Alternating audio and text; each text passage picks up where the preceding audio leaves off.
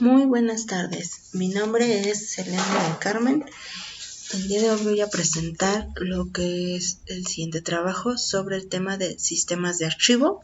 Es para la asignatura de sistemas operativos. Estamos en el grupo 5D de nuestro quinto semestre. Los integrantes de este equipo para la actividad son Carlos Uriel Colín González, Álvaro García Gómez, Agustín Jiménez Alvarado y Ruth López Morales. Así es que daremos inicio con nuestros temas. Bien, daré inicio a lo que sería nuestro primer tema para este video, y es organización de los archivos física y lógica. Un archivo se define como una colección de datos o registros, por lo que para su estudio existen dos aspectos básicos para poder organizarlos. Estos son la parte física y la parte lógica. Así como tenemos archivos en papel, de igual manera tenemos los archivos que podría ser la parte de informática, donde ya se cuentan con este tipo de archivos. Así es que ahora veamos la parte física. La parte física de organizarlos es por medio de los datos en su forma de adyacencia, o sea que es de acuerdo al dispositivo en el que los vamos a almacenar. El tamaño de estos puede ser ya sea fijo o variable, y ahí existen distintas formas. Tenemos en este caso agregados lo que es la cinta magnética y los discos magnéticos, que como lo vemos en la imagen, la cinta magnética pues es de las que se utilizaban antes, así como también en los cassettes que se usaban, pero pues esta ya muy pocos la utilizan. Ya es más común que sea en un disco magnético, ya como puede ser como un CD, también los disquetes que se tenían anteriormente, que también ya no son tan utilizados. Ya es más un CD, un DVD, es un poco más utilizado para poder almacenar lo que serían los archivos. Y veamos la parte lógica. Esta es ahora sí que la define más que nada el usuario, y las computadoras tienen distintas formas de archivarlos. La más común es que sea en jerarquías. Estas jerarquías se llaman carpetas o directorios o catálogos. Contienen varios niveles, y con ello podríamos formar hasta una figura de árbol, ya que se van de un nivel a otro. Existe una organización lógica alternativa. Esta consiste en tres categorías, que como lo vemos aquí en las imágenes, tenemos lo que es la representación. La primera categoría sería una pila. Consiste en, como lo vemos en la imagen, es apilar o desapilar los archivos. Tenemos lo que es el secuencial, que debe de ir uno detrás de otro para que puedan archivarse, y tenemos los indexados. Estas serían las categorías alternativas en las que podríamos ahora sí que organizar nuestros archivos. Ahora le voy a ceder la palabra a mi compañera, para los siguientes temas. Gracias.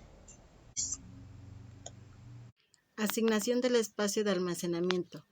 El subsistema de archivos se debe de encargar de localizar espacio libre en los medios de almacenamiento para guardar archivos y para después borrarlos, renombrarlos o agrandarlos. Para ello se vale de localidades especiales que contienen la lista de archivos creados y por cada archivo una serie de direcciones que contienen los datos de los mismos, llamados directorios. Asignación contigua. Cada directorio contiene los nombres de los archivos y la dirección del bloque inicial de cada archivo, así como el tamaño total de los mismos. Asignación encadenada.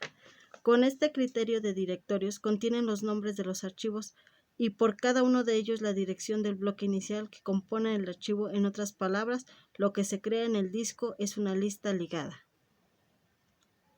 Asignación con índices. Asignación con índices es un esquema de índice de cada archivo. con aptitudes hacia todos los bloques constituyentes.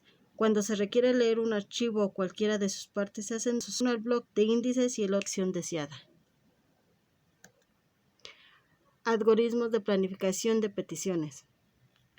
Los algoritmos de planificaciones de lectura y escritura a disco se encargan de registrar dichas peticiones y de responderlas en un tiempo razonable.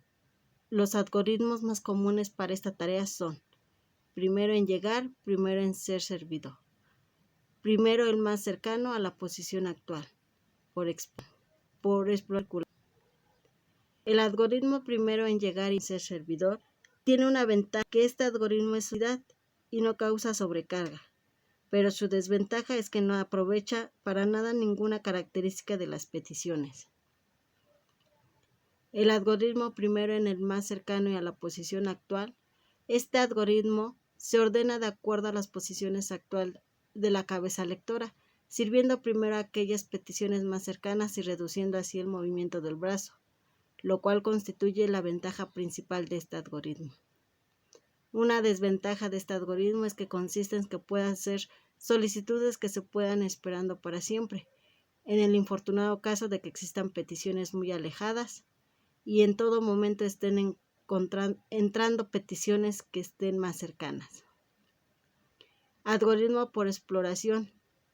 Este algoritmo utiliza el brazo que se estará moviendo en todo momento, desde el perímetro del disco hasta su centro y viceversa. La ventaja de este algoritmo es que el brazo se moverá mucho menos que en el FIFO y evitará la espera indefinida. Pero su desventaja es que no es justo. Las peticiones en que llegaron, además de que las peticiones en los extremos inferior e inferior tendrán tiempo de respuesta un poco mayor. El algoritmo por exploración circular. Este algoritmo es una variación del algoritmo anterior, con la única diferencia de que al llegar a la parte central, el brazo regresa al exterior sin resolver ninguna. Proveerá un tiempo de respuesta más cercano al promedio para todas las peticiones, sin importar si están cerca del centro o del exterior.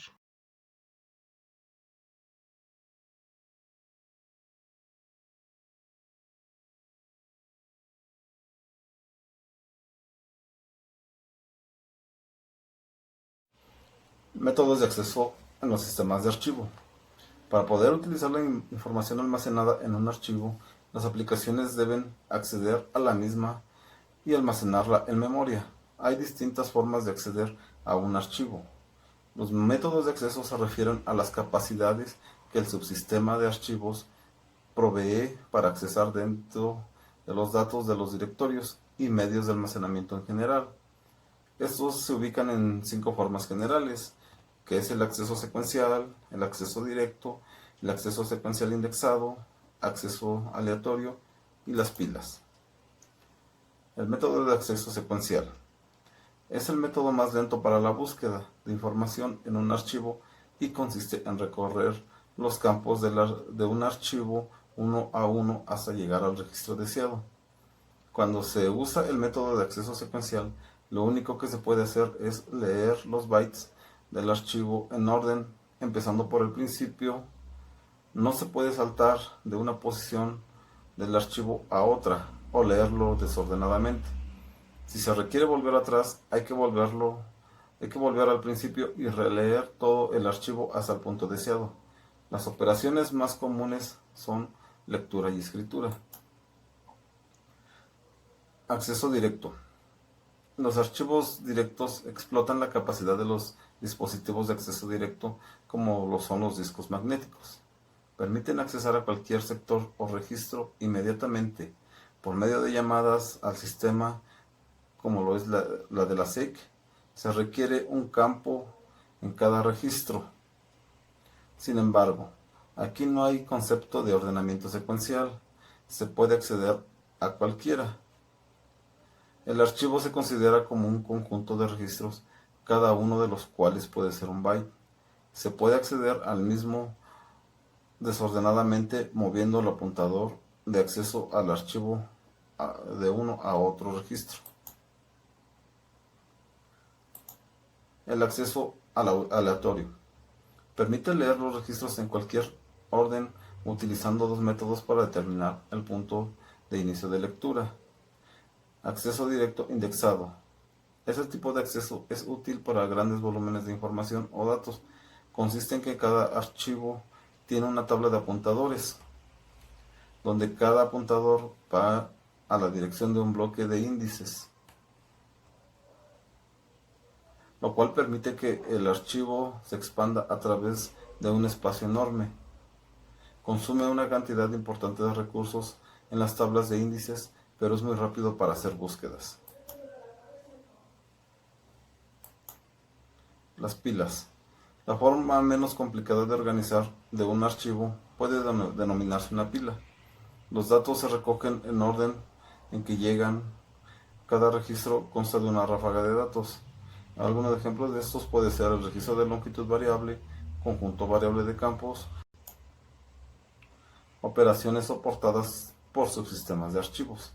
Independientemente de los algoritmos de asignación de espacio, de los métodos de acceso y de la forma de resolver las peticiones de lectura y escritura, el subsistema de archivos debe proveer un conjunto de llamadas al sistema para operar con los datos y de proveer mecanismos de protección y seguridad.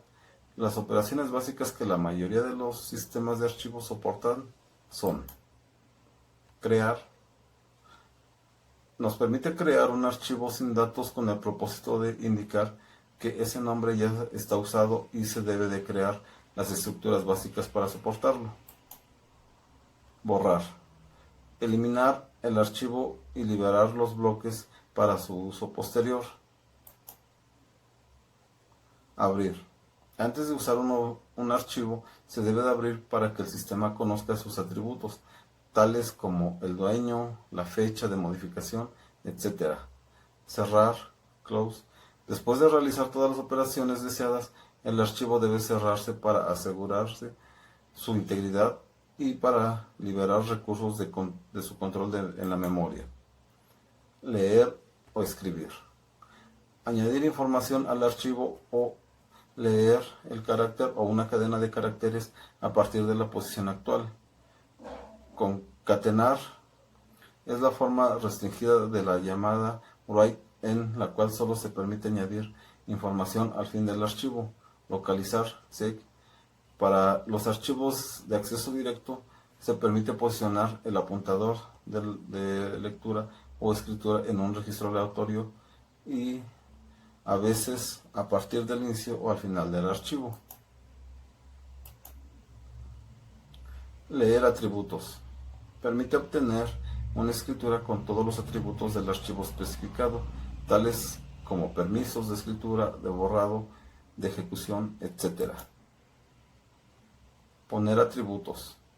Permite cambiar los atributos de un archivo, por ejemplo, en Unix, donde todos los dispositivos se manejan como si fueran archivos. Es posible cambiar el comportamiento de una terminal con una de estas llamadas. Renombrar. Permite cambiarle el nombre e incluso a veces la posición en la organización de directorios del archivo especificado. Los subsistemas de archivos también proveen un conjunto de llamadas para operar sobre directorios. Las más comunes son crear, borrar, abrir, cerrar, renombrar y leer. Sus funcionalidades son obvias, pero existen otras también, que son otras dos operaciones no tan comunes, que son las de crear una liga y destruir una liga. La operación de crear una liga sirve para que desde diferentes puntos de la organización de directorios se pueda acceder a un mismo directorio sin necesidad de copiarlos o duplicarlos.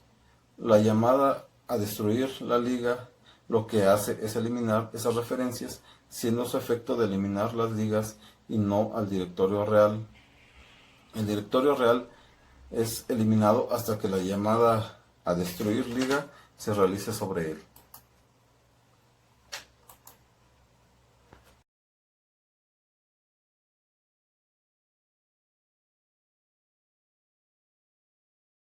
Hola, mi nombre es Carlos Uriel Colín. Yo voy a hablar de los sistemas de archivos, tanto aislados como compartidos o de red. El almacenamiento aislado Es un sistema de archivo virtual en el cual podemos guardar cualquier tipo de información de dos formas, ya sea privada o dominio, siempre y cuando este, pertenezcan a nuestras aplicaciones. La diferencia en el de dominio es que pues, varias personas pueden dominar sobre los archivos que tenemos. Para las aplicaciones de escritorio, el almacenamiento aislado es un mecanismo de almacenamiento de datos que proporciona aislamiento y seguridad mediante la definición de modos estándares de asociar código a los datos guardados. Con el almacenamiento aislado, el código ya no requiere rutas de acceso únicas para especificar ubicación seguras en el sistema de archivos, y los datos están protegidos de otras aplicaciones que solo tienen acceso a un almacenamiento aislado. Comportamiento y almacenes de datos. Los datos están siempre aislados por usuario y ensamblado. Las credenciales como el origen o el nombre seguro del ensamblado determinan la identidad del ensamblado. Los datos se pueden aislar también por el dominio de la aplicación usando credenciales parecidas. Las aplicaciones guardan los datos de un comportamiento de datos único asociado a algún aspecto de la identidad de código, como su publicador o asignatura. Sus cuotas. La cuota contiene bytes de espacio de archivo, además de la sobrecarga asociada al directorio y otra información del almacén. El almacenamiento aislado usa cuotas de permisos, que son límites de almacenamiento que se establecen mediante objetos. Acceso seguro. Permite que las aplicaciones que no son de plena confianza almacenen datos de una forma controlada por la directiva de seguridad del equipo. Esto resulta especialmente útil para los componentes descargados que quizás el usuario desee usar con cautela. La directiva de seguridad raramente concede este tipo de permisos de código cuando se tiene acceso al sistema de archivos mediante los mecanismos de entrada-salida estándar. La ubicación del almacenamiento. Esta cambia dependiendo del sistema operativo. Para terminar con este tema, hablemos de los escenarios. Controles descargados. Los controles de código administrados descargados de Internet no tienen permiso para escribir en el disco duro mediante la clase de entrada y salida normales, pero puede usar el almacenamiento aislado para almacenar la configuración del usuario y los estados de la aplicación. El almacenamiento de componentes compartidos. Los componentes compartidos entre aplicaciones pueden usar el almacenamiento aislado para proporcionar acceso controlado a los almacenes de datos. El almacenamiento en servidor. Las aplicaciones de servidor pueden usar el almacenamiento aislado para proporcionar almacenes individuales a un gran número de usuarios que hacen solicitudes a la aplicación, puesto que el almacenamiento aislado siempre se aísla por usuario. El servidor debe suplantar al usuario que hace la solicitud. En este caso, los datos se aíslan basándose en la identidad de seguridad, que es la identidad que usa la aplicación para diferenciar a los usuarios. Movilidad. Las aplicaciones pueden usar también el almacenamiento aislado con perfiles de usuarios móviles. De esta manera, los almacenes aislados de un usuario se puede trasladar con él al perfil. No debe usar el almacenamiento aislado en las siguientes situaciones: para guardar información confidencial, como claves, contraseñas, sin cifrar, ya que el almacenamiento aislado no está protegido contra el código de plena confianza, contra código no administrado ni contra usuarios de confianza del equipo. Escenarios del almacenamiento aislado para almacenar los valores de configuración e implementación que controlan los administradores. Las preferencias de usuario no se consideran valores de configuración porque los administradores no los controlan. Continuaremos con los sistemas de archivos compartidos o de red. Estos archivos son factible accederlos y usarlos desde otros nodos en una red. Generalmente existe un servidor que es la computadora, en donde reside el sistema de un archivo físicamente.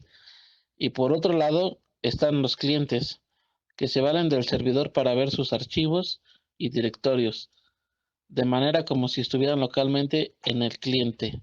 Algunos autores les llaman a estos sistemas de archivos distribuidos. Los sistemas de archivo compartidos en red más populares son los provistos por NetWare, el RFS en Unix, el NFS de Sun Microsystem y AFS en general. Lo que proveen los servidores es un medio de que los clientes localmente realicen participación de operaciones sobre archivos, los cuales, con atrapadas por un driver o un módulo en el núcleo del sistema operativo, el cual se comunica con el servidor a través de la red y la operación se ejecuta en el servidor. Existen servidores de tipo estatales y no estatales. Un servidor estatal no registra el estado de las operaciones sobre los archivos, de manera que el cliente se encarga de todo ese trabajo. La ventaja de este esquema es que el servidor falla, el cliente el cliente no perderá información, ya que esa se guarda en una memoria localmente, de manera que cuando el servidor reanude su servicio, el cliente proseguirá como si nada hubiese sucedido. Con un servidor no estatales, esto no sería posible. Ya para finalizar, tocamos este punto. La protección sobre las operaciones se lleva a cabo tanto en los clientes como en el servidor. Si el usuario quiere ejecutar una operación indebida sobre un archivo, recibirá un mensaje de error y posiblemente se envíe un registro al subsistema de seguridad para informar al administrador del sistema de dicho intento de violación. Bueno, pues esto ha sido todo de mi parte. Mi nombre es Carlos Uriel. Muchas gracias.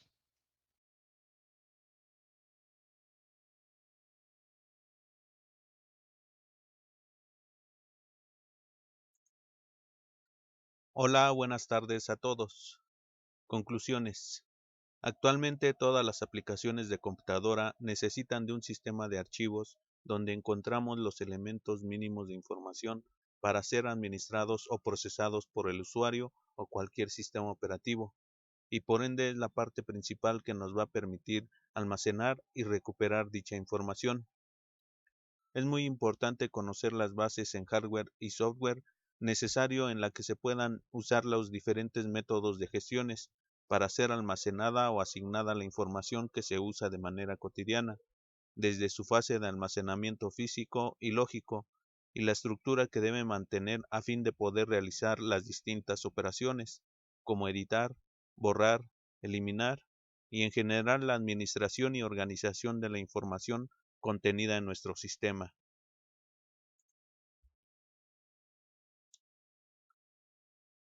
Sin un buen control de nuestro sistema, tendríamos un grave problema en el funcionamiento óptimo para obtener los resultados de rápido acceso y manipulación a fin de realizar nuestras labores con la tecnología actual. Es evidente que gran parte del control y administración de la información la realiza el sistema operativo con que se esté trabajando, así como la capacidad en los medios de almacenamiento integrados en nuestra computadora y demás hardware de almacenamiento, que también ha tenido su evolución tecnológica, iniciando por antiguos medios de almacenamiento magnéticos, pasando por los discos ópticos y los ahora conocidos medios de almacenamiento electrónicos como los pendrive, tarjetas de memoria y los lugares virtuales como la conocida nube o espacios compartidos en la red. Evolución que ha avanzado conforme también la arquitectura de las computadoras cambia y que han permitido desarrollar el software que puede ayudarnos a manipular la información mínima o más completa. Mi nombre es Agustín Jiménez Alvarado. Por su atención, muchas gracias.